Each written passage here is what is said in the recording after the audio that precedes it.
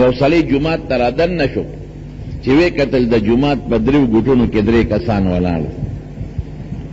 یو هغې ګوټ کې ولاړ دی یو دلته ولاړ او یو دی بل ګوټ کې ولاړ دی او د الله عبادت کوي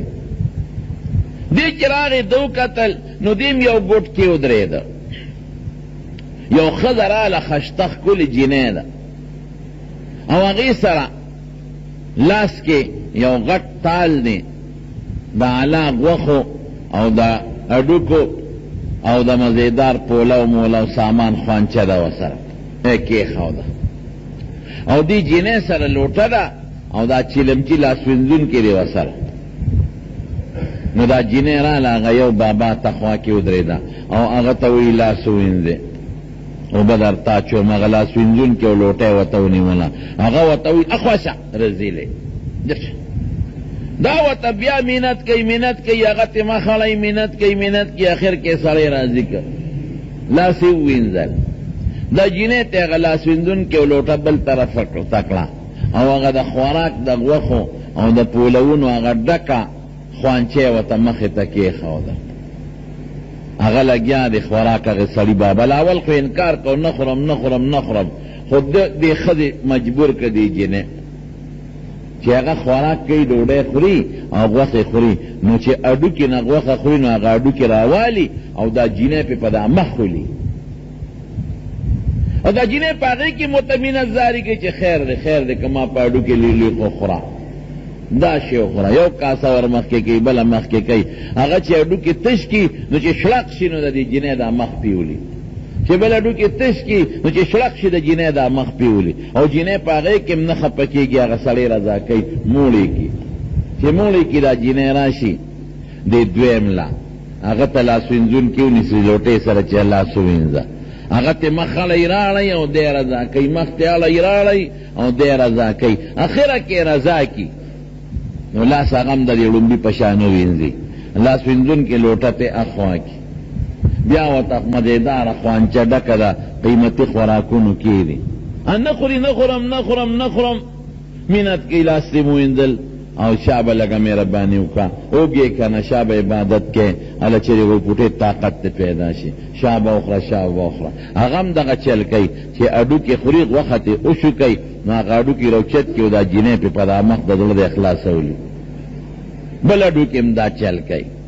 هغه دریم کس خو لګیا د خپل عبادت کوي او دا څلورم اشنا چې دی ګوټ کې ولاړ دی نو دی ورته په دې سترګو کې نیغ ګوري چې خدای زما نمبر به راځي او که نه سترګې د حرص نه ډکې دي او مهله به هم پوله وروړي که به راونهڼي او خلاص به شي او که نه دا درې خو داسې معلومیږي لکه قربانه چې دوی له خو دا جینۍ راوړي خو زه خو پکې نوې میلمه رالم نو دوی مونځ هم کوي نیت تړي چې دا جینۍ وایي چې لکه دام عبادت گزار دی او په سترګو کې داسې په دې ګوټونو کې ورته نیغ ګورم چې خدای خیر پکې واچي خدای ګوري چې اوس مالم راشي چې دا جینۍ هغه دویمه مړ کړه درېیم له راغی اوس دا څلورم اشنا ورته بیا داسې سترګو په ګوټ کې ګور ځان هم ښکاره کوي ریاکاري کوي چې عبادت کوم چې دا جینۍ و چې دا خو عبادت گزار دی شی راله راوړ او په سترګو کې ګورم چې خدای خلاص نه شي غوښه خلاصه نه شي هسې نه چې دا خوانچه یو چې زما په کیسه و نه شي لکه سوچ کوي چې دا خوراک به څنګه وخورم همقه چلو که درې مې مرضا که نه کوم لاس نینځم لرې شروع کشه او دا ورته منت کوي اخر کې لاسونه پې ووینځل لوښې ته یې خوا کړل خوانچې راواغېسته او درېم ته یې ور مخکې کړه هماغه چل کوي چې خوراک خوري غوښه خوري نو په اډو کې دا جینۍ په دا مخ ولي په بل یې مولي په بل چې هغه یې موړ کړه نو ده خو ورته د مخکې نه شیشه غشتی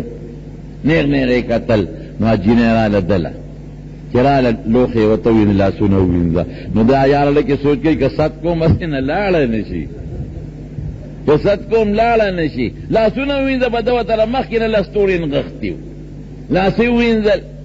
هغه سینځونکي ته یوړو هغه کاسه ډوډۍ وله راوړه وی اخوره دی وی خدایه که ویم د هغه نورو په شان ویم چې نه خورم رانه چېته یو نه سي شورو یې پې وکړه چې شورو یې پې وکړه او غوښه د اډوکې نه خلاصه کړه نو هغه اډوکې راواغېسته د هغه دا خیال و چې ګنې د دې خلکو رواج بدی چې څوک دله ډوډۍ راوړي نو په اډوکې به هغه کوربه ولي ځکه هغه لومبي هم دا چل وکړه دویم هم وکړل درېیم هم دا چل وکړه دا بره دې کلي رواج نو چې غوښې وخوړه هډوکې راواغېست او دا جینۍ پې په دا مخ وویشته چې ویشته جینۍ ته لوښې را دې خوا کړ او ورغرې وال د دې مرۍ نه یې کلکونې اوس ته هغه داسې کړي خبیث بچیه خورې نو وخوره ډکېږې نو ډک شه نه ډکېږې مه ډکېږه په هډوکې دې ولې وویشتم ما دل ډوډۍ راوړه او ته ما په هډوکې ولې او ته یې خورې خو هغه لومبي هم دغه چل وکړو دویم هم هغه چل وکړو دریم هم هغه چل وکړو نو ما وی دا د علاقې رواج دی نو ما هم دا چل وکړو وی بیخ دې وځه ما پېژنې وی نه وی زه دنیا یم دا درې واړه ما نه خفه شوي دي رضا کوم نه رضا کېږي مینت ورته کوم په کاڼي تا خو هډوکې یادې چې په کاڼي اوسپنه مې ولي بیا یې وله راوړم ما نه خفه دي زه یې رضا کوم او سپېره بچیه چې راننوتم شیش کې دې اغېشتې ومه سترګو کې دې وما هغه وجي او پولو ته دې سترګې نیغې کړې وې تا خو ورته نه مخکې نه په حرس کې یې ته به ما ته مینت کې در کوم به هغې ته زه مینت کوم نه خوري په دویم غزار دې وکړه چې د سپېمو نه دې راونیسم په دا ځمکه دې راوغورځوم دغه دنیا اوخه دقه د حیرسناک سړي ډوډۍ خدای پاک چې انسان له کومه مقرر کړې ده مقصده یې نبی کریم صلی الله علیه وسلم فرمایي چې تا له خدای کومه ډوډۍ او کوم رزق مقرر کړی حقه دې هغې کې زیاتې به نه کېږي حرص به نه کې ګټه کوه حلاله ګټه کوه د مانځه وخت چې جومات ته ځه